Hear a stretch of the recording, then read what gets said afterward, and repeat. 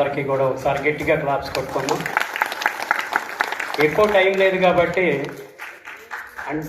అంటే శివాని గురించి చెప్పాలంటే కనుక వాళ్ళ తల్లిదండ్రుల గురించి చెప్పాలన్నా కూడా ఇవాళ టైం చాలదు.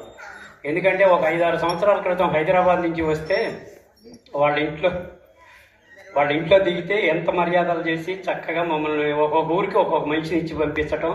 3 రోజులకు మేము అక్కడ వెళ్ళి ఆ రోజుల్లో క్లాసులు చెబితే సాయంకాలానికి మళ్ళీ భోజనం ఏర్పాట్లు, బస్సు ఎక్కించటాలు, ఇంత వాళ్ళ ఫ్యామిలీ మొత్తం అంత ఇదిగా చేసేవాళ్ళు.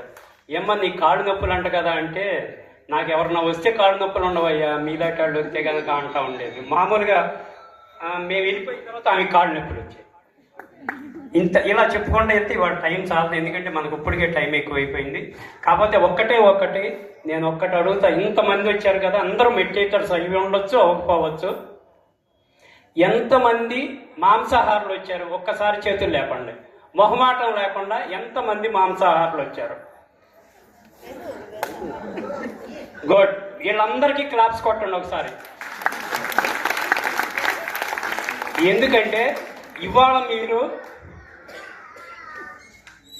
ఈ సినిమా చూశారు అంటే సార్ ఎంత కష్టపడి, అంటే దీని గురించే ఆయన ఇందాక శివ కూడా చెప్పాడు. మనం సార్ కాన్సెప్ట్ ఎందుకు, మనం ఏ ప్రాణి కూడా భూమి మీద మనకి ఆహారం కాకూడదు అనే కాన్సెప్ట్ ఆయన. దాన్ని నెరవేర్చాలంటే ఇవాళ ఎవరైతే వచ్చారో వాళ్ళందరూ కూడా మానేయాలని ప్రతిజ్ఞ చేసుకోండి. ఇదే నేను చెప్పే ఇవాళ ముఖ్యమైన విషయం. దయచేసి ఎవరు కూడా ఇక్కడికి వచ్చిన వాళ్ళు నాన్ వెజ్ తినకుండా ఉండేటట్టు, అందరూకి చెప్పేటట్టు ఉండాలి. శాకాహార ర్యాలీ ఉద్దేశం అదేనమాట. థ్యాంక్ యూ శివ గారు. Thank you sir. ధనలక్ష్మి గారు 2 మాటలు.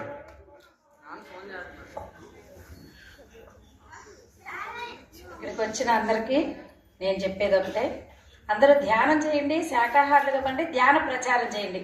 పత్రి గారిది, శివ మాస్టర్ది, ఇక్కడ పిరమిడ్ మాస్టర్స్ అందరిది కోరిక అదేను. అందరూ తప్పకుండా చేస్తారని నేను భావిస్తున్నాను.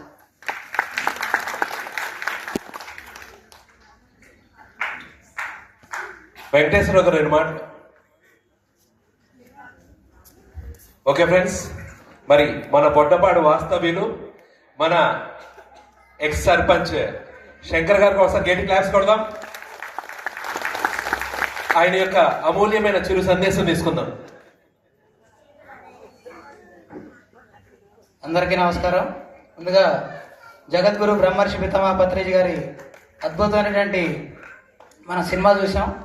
నెక్స్ట్ పార్ట్ 2 ఎప్పుడని మనందరం కూడా ఎదురు చూస్తున్నాం. మరి ఆయన పడిన కష్టం, పత్రిజీ గారు ఇన్ని సంవత్సరాలుగా కుటుంబాన్ని కూడా త్యాగం చేసి విశ్వకుటుంబంగా భావించి ఇంత అద్భుతమైన ధ్యాన ప్రచారం చేసి మనందరూ కూడా స్వచ్ఛమైన ధ్యానాన్ని, ఆత్మజ్ఞానాన్ని పంచిన జగద్గురు బ్రహ్మర్షి పితామహ పత్రిజీ గారు గట్టిగా మనం చప్పట్లు కొట్టి ఆయనకి హృదయపూర్వక వందనాలు తెలియజేసుకుందాం మిత్రులారా.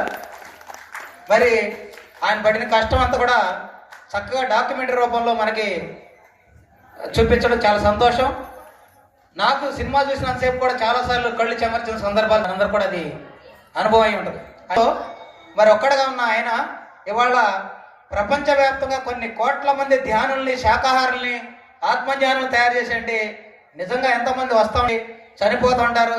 ఈ జీవితం ఏది శాస్త్రం కాదు. పుట్టుకంటే అది నిజమైన జన్మ అంటే ఆయన చూపించిన జగద్గురువు చూపించిన మార్గంలో మనందరూ కూడా వాడవాడల ఆయన లక్ష్యాన్ని పూర్తిగా నెరవేర్చేదాకా మన చివరి శ్వాస వరకు కూడా మనందరూ కూడా పనిచేయాల్సిందిగా నేను మీ అందరూ కూడా మనవి చేసుకుంటూ, ఈ గొప్ప అవకాశంలో పాల్గొనడం మనందరూ కూడా పూర్వజన్మ సుకృతంగా భావిస్తూ థ్యాంక్ యూ వెరీ మచ్.